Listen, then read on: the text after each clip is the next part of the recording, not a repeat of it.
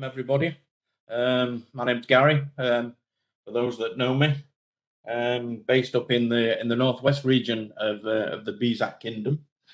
So tonight I'm just going to give a little presentation on diving the Azores. Now, a lot of people know that the Azores are known for their pelagics, but tonight I just thought I'd concentrate on everything that you don't read on Google about the Azores. Just starting off, for those people that don't actually know where the Azores are situated, I must admit it's a lovely destination.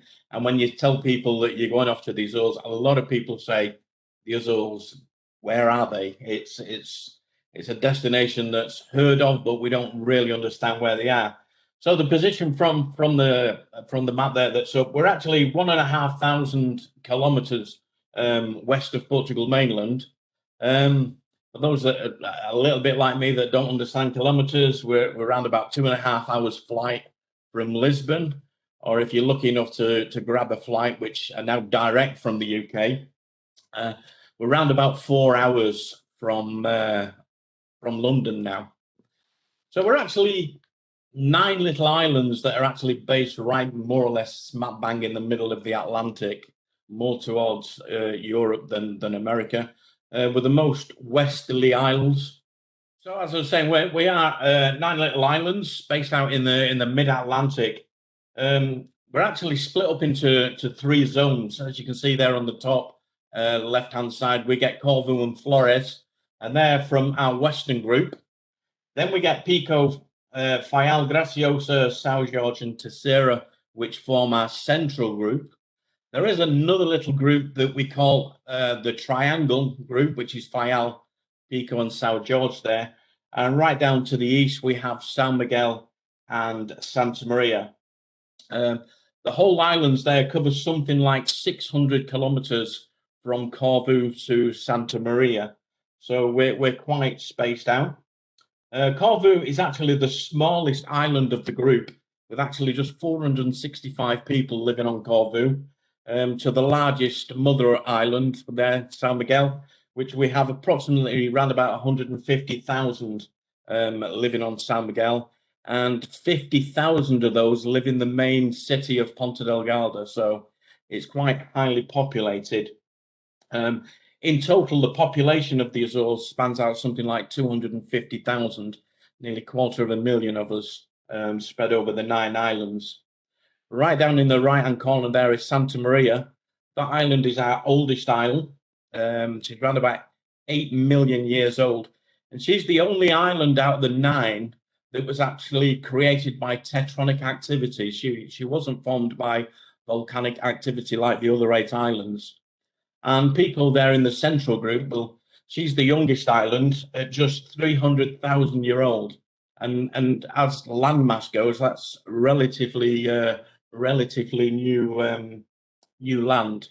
So everybody says, so diving in the Azores, if you want to find out about diving in the Azores, we all, like you, me, everybody, we go to Google and we put in diving in the Azores. And this is a typical search. This was an actual search I did the other day.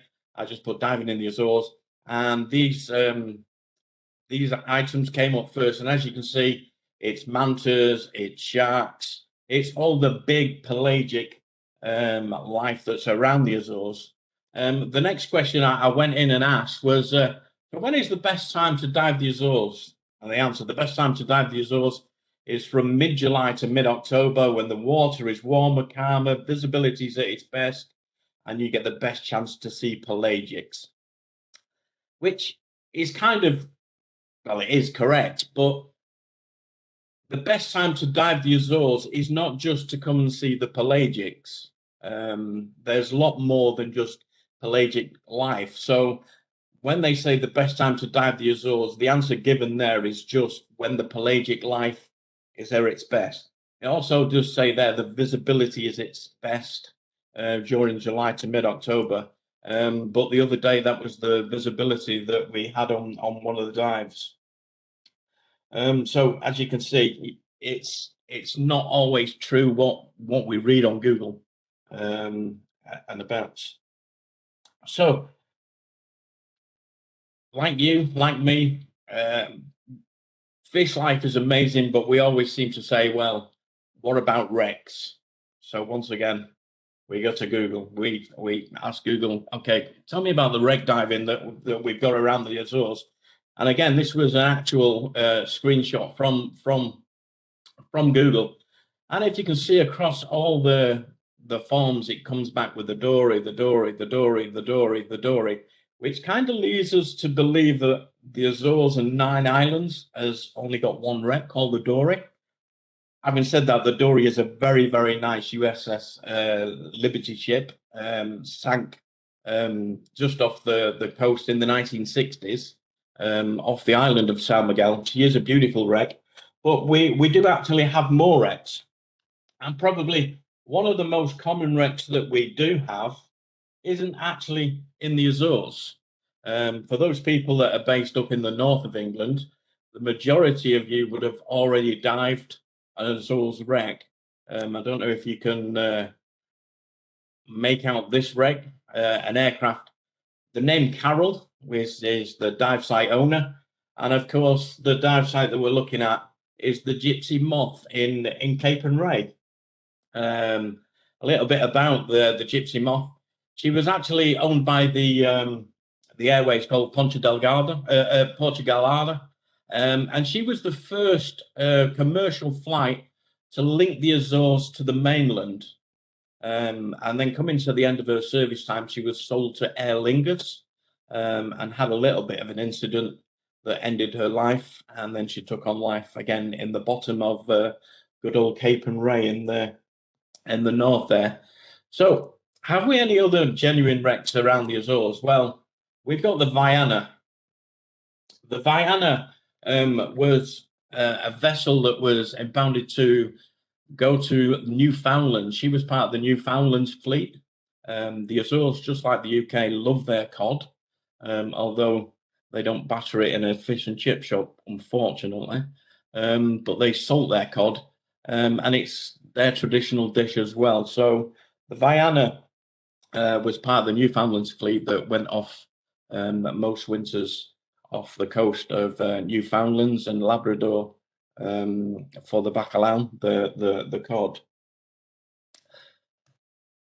When she came into Horta, she actually caught on fire. She actually caught on fire in the accommodation block, and as the fire service in the Azores don't really get time and the effort to have good fires, very, very seldom are they put into operation. They got a little bit excited and they put a little bit too much water into the Viana. Now, with the accommodation block being up in the structure, she actually capsized and turned upside down in the harbour, which kind of created a little bit of a problem. A decision was made quite quickly that they should tow her out to sea and scuttle her, because if she sank in the harbour, it would be a little bit of a problem for us. So the fire service and the captain arranged for the vessel to be towed out and sank in around about 20 to 30 meters on a steep shelf, with the idea of having it for recreational diving. Unfortunately, they sort of missed the 20 to 30 meter mark, and she landed in the 30 to 50 mark, which is great for me, but unfortunately for recreational divers, she's a little bit too deep. So with the decompression on her, it makes an absolutely beautiful wreck for sports divers and above that are decompression trained. Even better with accelerated decompression procedures. It makes a really nice wreck. What's more for her is she's ideal for Mod 1 CCRing. And if we progress from CCR in Mod 1, she makes a beautiful wreck to progress onto Mod 2 to get the deeper sections of her covered. Unfortunately, she is upside down. She has a lovely 4-bladed propeller with a speed tube. Unfortunately, it's a little bit difficult to get inside her. The orientation of the wreck being upside down makes it a little bit difficult. But she's absolutely full of snag hazards. you've really got to be competent to go in and have a competent buddy or team to work together to actually penetrate her. Plus, if you actually see her on the sand, if she slipped, there's only one way in and one way out. So it's not the perfect wreck for penetration. But as I say, for CCR, accelerated decompression, and even up to our Mod 3, and also Explorer mixed gas, open circuits is absolutely ideal, down to 40 meters. I must admit, when I first went out to the Azores, I was an avid wreck diver. Some of the best things I get from wreck diving is actually the research before we do the wrecks. And that's actually moved on for me. I never thought I would be a fishy person. But the learning curve from wrecks has actually progressed for me into fish. I thought I would never be the person that would say that. I do not know what I've done.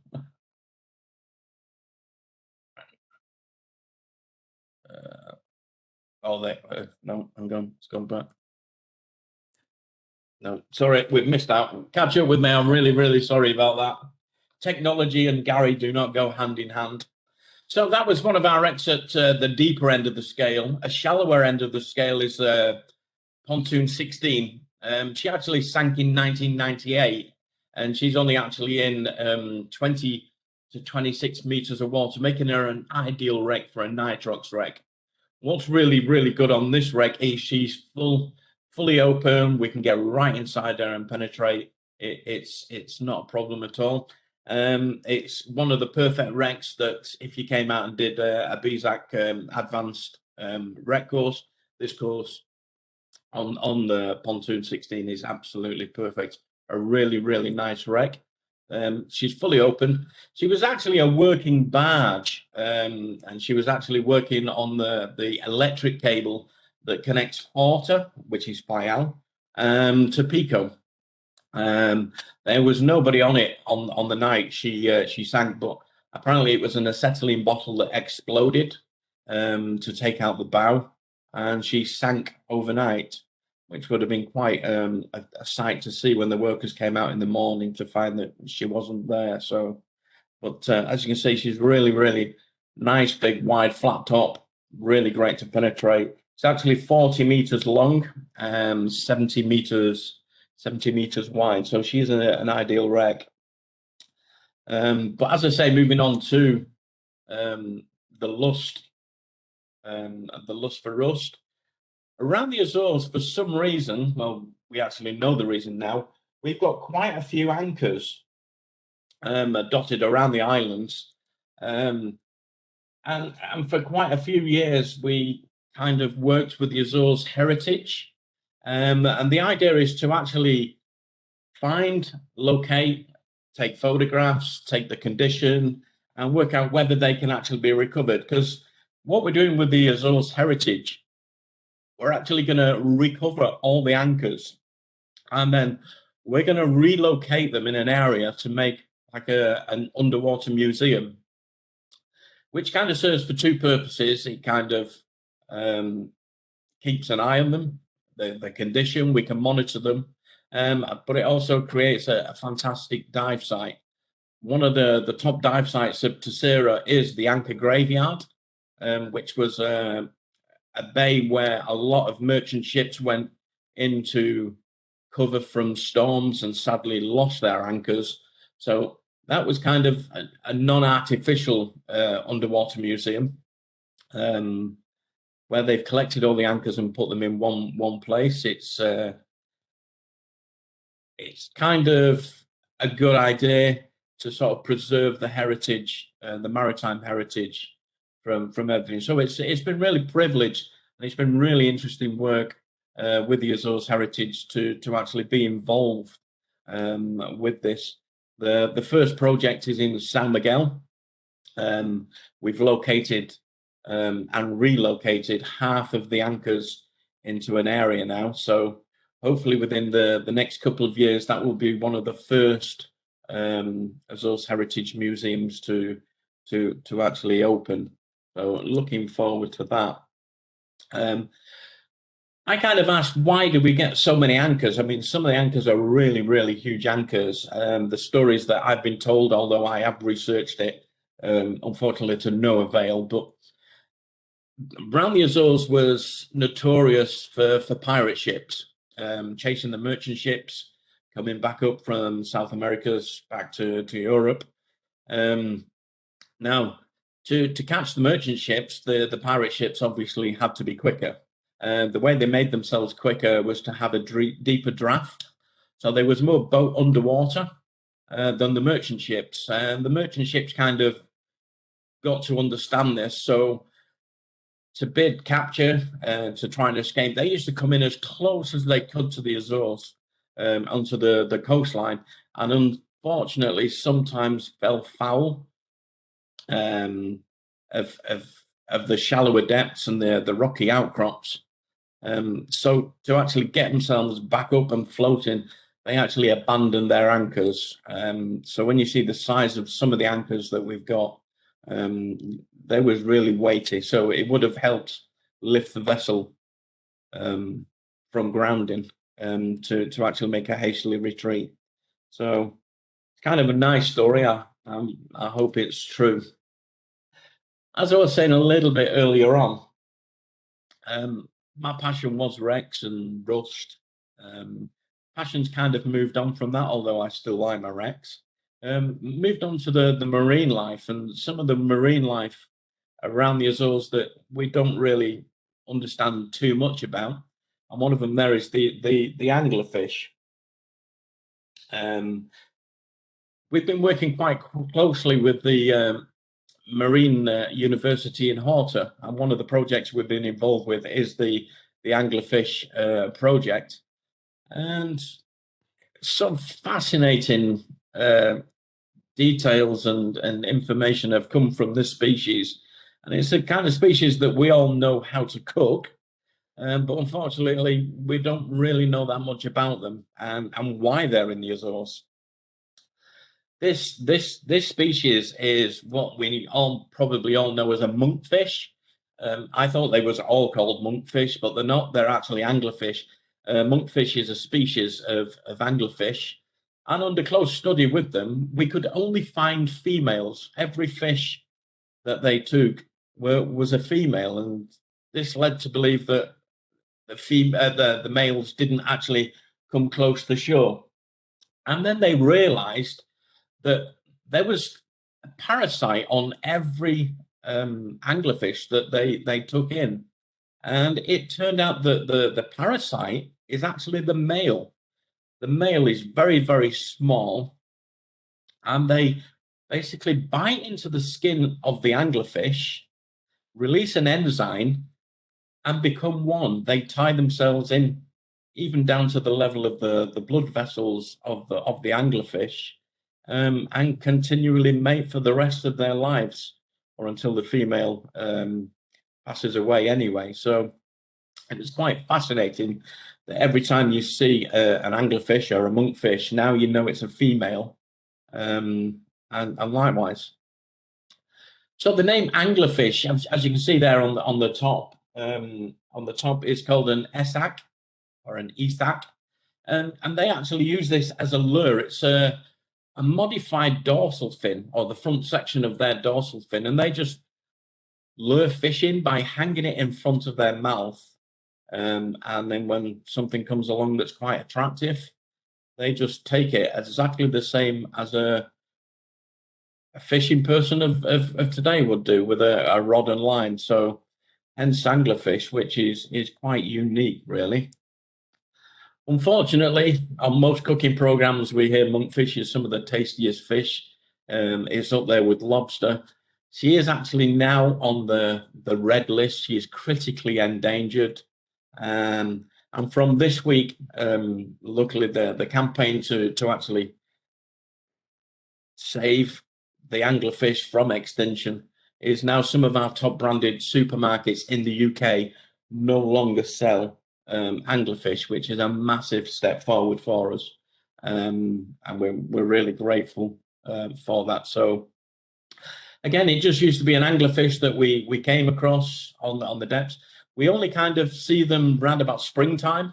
We didn't really understand why we only see them in springtime, but then we kind of understood that some of their favorite food is that like zooplankton, and the Azores waters around that time are very, very rich in zooplankton, which, as we know, brings in all the bigger stuff. So she kind of cruises the Atlantic constantly. She's one of the only pelagic anglerfishes, is the monkfish.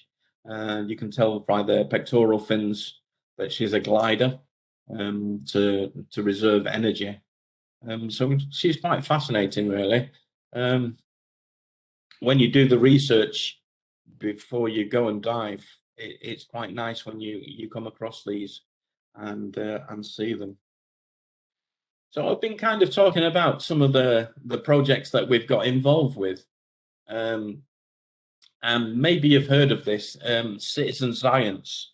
And this is great for us in the Azores.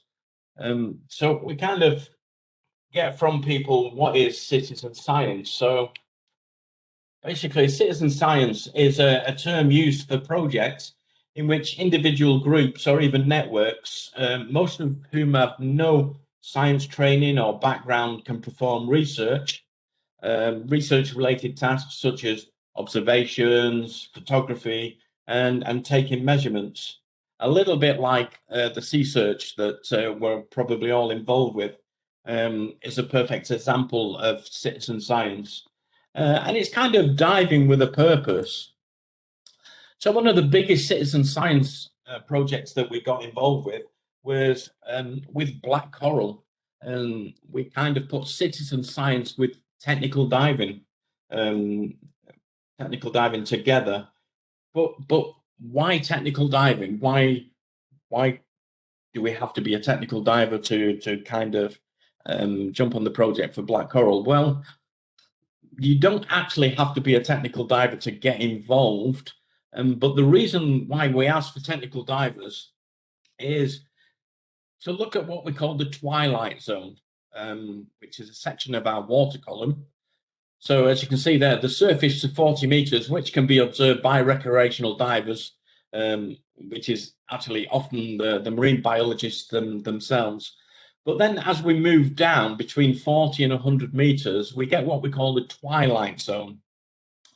Now, this is a zone that is very rarely researched due to the fact that it's a little bit too deep for a diver with recreational to go to. And also, it's quite expensive for universities to charter a submarine or an ROV. So really, their only option is technical divers. And with marine biologists, there's very, very few of them from the universities on 3 to 4 year courses that actually become technical divers. So below 100 meters is observed only with technical divers if they venture in. I know we have quite a few technical divers and also scientific researchers that go way beyond 100 meters. But nowadays, it's more commonly known that we use an ROV for the shallower depths of 100 meters. But down in the Azores, they venturing down to 1 kilometer deep, and by using submarines, this area is covered. So, as I say, between 40 and 100, the Twilight Zone doesn't really get covered, and that's where we thought, well, let's get involved with citizen science and start diving with a purpose. So black coral, actually, it's the oldest living thing on the planet which hasn't evolved. It's always as it's ever been. Its diet is zooplankton, again, hence thrives in the Azores. Our waters are absolutely rich with zooplankton. They are male and female. Female grows in high current waters, enabling her to spawn. So the spawn travels off to the ocean to get caught, hopefully, by a male black coral. It has a slow growth, and the actual coral just grows 10 micromillimeters a year. Now, when we say grows 10 micromillimeters a year, I don't mean in height. but it's in circumference of the skeleton. If you look at the skeleton, or if you'd be looking at this picture and thinking Gary's saying black coral and it's white, they do actually come in various colors: green, yellow, red, white. But if you look at the skeleton, or the twig, as we call it on a tree, it is actually black, and it's the circumference of this skeleton that actually grows just 10 micromillimeters a year. Now, it can grow up to 3 meters, which is relatively old. Unfortunately, it is a bycatch of longlining, and a recent bycatch that we actually retrieved and the university aged. Actually, when you age black coral, it's similar to aging a tree. You cut its thickest part and you count the rings. Although I think they've got more scientific instruments that can do that a little bit more accurate. But this 3 meter piece of coral was aged at 4,000-year-old, which is just incredible to see.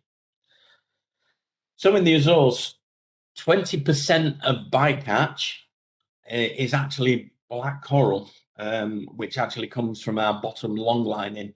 Trawling and bottom trawling is forbidden around the Azores. Unfortunately, we do still have longlining and bottom longlining.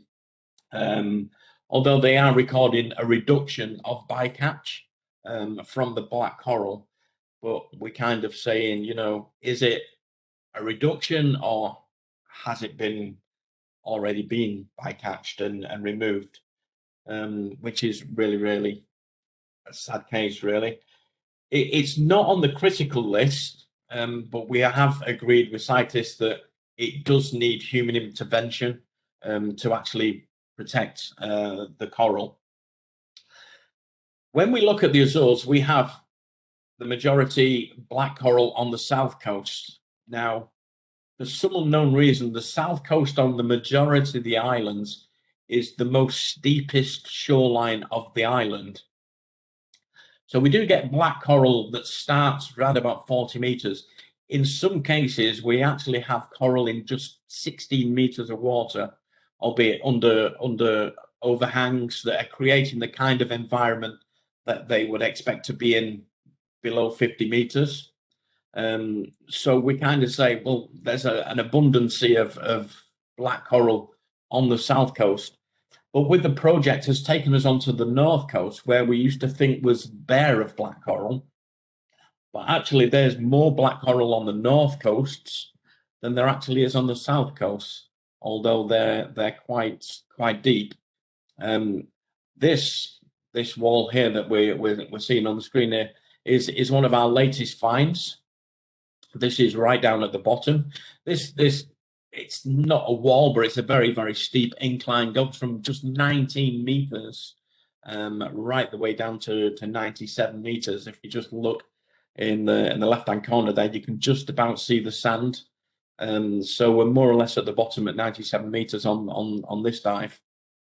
And you can see the abundance of it. It actually got thicker and thicker as we started to progress along the wall. So it was a unique find, and this is where science, citizen science, can actually help, because they never realized the abundance of the coral on the north coast of the island. So if it wasn't for us, they would still be looking on the south coast. The Azores in general is what we call a geopark, but very little is said about the underwater geopark. Obviously, it's a geopark on land, but that land progresses underwater, and it's made by the flowing lava from the bygone eruptions.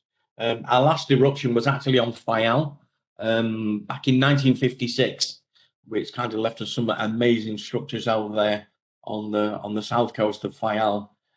These last two slides from the arches was taken on Pico Island. And on the end of every lava flow, it usually concludes itself with an arch. It's where the front of the lava flow solidifies and the back flow is still liquid, and it kind of buckles up and creates an arch. So it's quite interesting. But also the geopark leave us with some absolutely steep walls and drop-offs, which are absolutely beautiful. I mean, they're beautiful even when you add the marine life, but just as geostructure is quite magnificent. We have this is a lava tube where the lava flowed and the outside of the lava solidified and created this long lava tube. Unfortunately, on this slide, you can't actually see the top of the lava tube, but it has collapsed because usually the roof of the lava tube is very, very thin and doesn't withstand the harsh beating it gets through the winter months. But they kind of leave some beautiful structures. Caverns and swim-throughs are plentiful and great hiding places for the marine life. Double arches, and a fantastic specimen there of our visibility of two divers in the same shot, both in a different arch. You can't actually see the complete arches, but they do continue each. We call this dive site McDonald's because it always reminds me of the yellow M. Plus, we don't have McDonald's, so it's the nearest thing I'm gonna rekindle my flights for McDonald's. Also, exploration diving. This was a dive site that was literally just 300 meters away from a dive site we do. Well, in all fairness, I got lost and started venturing. And once again, I came across these magnificent structures. This is like 20 meters to the top of the structure, and down to the bottom is like 30 meters, but just creates a labyrinth of gorges and gullies and swim-throughs. So there's just so much that's not discovered around even just the one island, and it's just still waiting to be discovered. As it's coming back through the last gorge, it's around about 25 to 30 meters deep, so it's not too deep, and it's quite surrealistic, really. It gives you the impression that you're actually in the sea of tranquility on the moon, or if there was.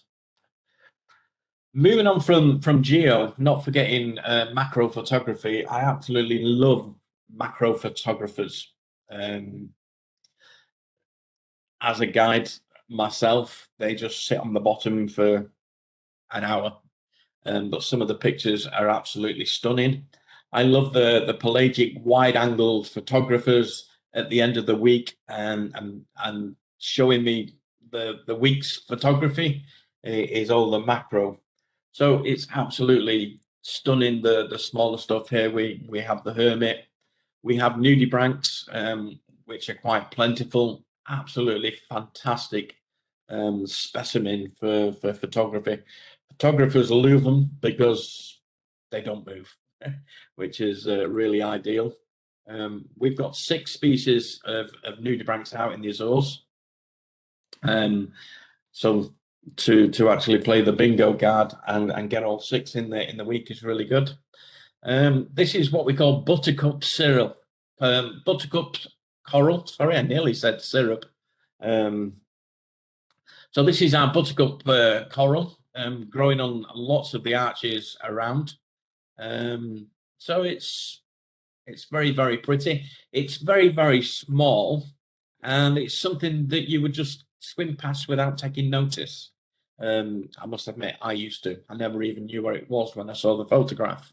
But like the way you kind of go out and come across these, and when they show you these photographs, you're like, wow, absolutely amazing. This is just an urchin. How many times have we swam over urchins? But when you take a really, really good picture and take it back, and as they do their little bit of editing, the pictures are just absolutely outstanding. Just a little grumpy scorpion fish there. Our flu worms. And non-stinging or very, very shallow stinging octopus. So you can get jellyfish. So you can get right up close to them. I haven't got any on this presentation, but we do have the Portuguese man of war. We're even down to a site that we discovered just off the island of Fayal, where we have seahorses. So very, very nice, very, very small. That picture doesn't do it justice on how small they are, but they're like the size of your thumbnail, but they're not big, and they are beautiful. Our slipper lobsters, the Mediterranean lobster, probably most of you have seen around the Canaries and the Mediterranean if you're lucky. Quite an abundant species around the Azores. And then we come to the Atlantic salp. This was actually a creature I saw in the ocean, which was absolutely blew me away. And I decided to, once again, just go away and do a little bit of research on what actually salp is. And it's unbelievable. I actually got this. I cheated a little bit. It's from the internet. But salps have been placed into the jellyfish family, although they're not actually jellyfish. And as you can see there, salps have more similarity to evoing from the history to humans than jellyfish. Around about 202 species that actually eat the salp, so it makes the ocean healthier for everybody else. And as you can see there, the salps form a chain. Then each one breaks off to form the salp carcass, which sinks to the bottom of the ocean, providing a food source for everything that's a seafloor creature. So they are quite important to the ecological system of the Atlantic. A close-up view of these. They're absolutely amazing. The first time I saw it, I just thought it was plastic floating in the ocean, and I got kind of upset, and I didn't even grab it. And even the feel of it, it doesn't break up. It's quite hardy. It's gelatinous. But yeah, it's quite unique, and something that's very, very rare to actually see and get a good photograph of. And yet it's quite abundant around the Azores as well. So moving on from the marine life, quite a few people now saying to me, yeah, but the kind of diving I do now is side mount, is twin set. So luckily enough, all these kind of different types of diving now are actually catching on in the Azores, or they're getting to hear about them. So yeah, by all means, if you're a twin set diver now, there's quite a few dive centres around the Azores that can accommodate twin sets and also accommodate side mounts. Although I do say, please check with your dive centre before you turn up, whether they do. At one time, it was unheard of a rebreather in the Azores. In fact, when we dive rebreather in the Azores, it's like diving rebreather in the UK in the late 90s when it was still a head turner, right the way up until the mid 2000s. If you had a rebreather, everybody wanted to know about it, and we're kind of there in the Azores at the moment. It's new technology, although it isn't. But also, this is coming on mainstream diving now. Quite a few dive centres is what I say is they're not rebreather friendly, but they're tolerant. They're tolerant of rebreather divers. Unfortunately, most rebreather divers get placed in the group of recreational divers, which kind of upsets most rebreather divers. But there are a few dive centres now across the Azores that are actually fully fledged rebreather dive centres, which can accommodate rebreathers. So it's coming on. Also, exploration. We love this. We have many divers that come diving with us without a pattern or a plan. We just get in the gear, we throw it in the truck, and off we go and do some exploration diving. If it's good, it's good. If it's not good, then it's not good. But it's all about just exploring and finding out what's in the Azores above and beyond what's written on Google. So absolutely perfect is the Azores to come out and do some rebreather diving, rebreather training. It's ideal to get your hours up, to do mod 1, mod 2, mod 3, and of course any instructor courses. Quite a few dive centres out there now are running technical courses, so you have more variety out in the Azores. 12 months of the year is good to come and do some training out in the Azores. So the Azores in general, it's like I say, the Azores is not just the big stuff. Yes, we have sharks and we have mantas, but unfortunately, this has turned the Azores into a diving destination that can be classed now as a bucket list destination of divers that just want to dive with sharks, or they just want to dive with mantas, and everything else suffers. At the beginning of the presentation, we said, when's the best time to dive the Azores? Well, don't ask Google, ask Gary. And I would say the best time to dive the Azores is from March right the way around until December. January, February are also diveable, but very, very unpredictable. But yeah, don't always believe what you see or read on Google. There's a lot more. So I hope that kind of broadened the thoughts of diving in the Azores, and not just diving with the big stuff. Thank you.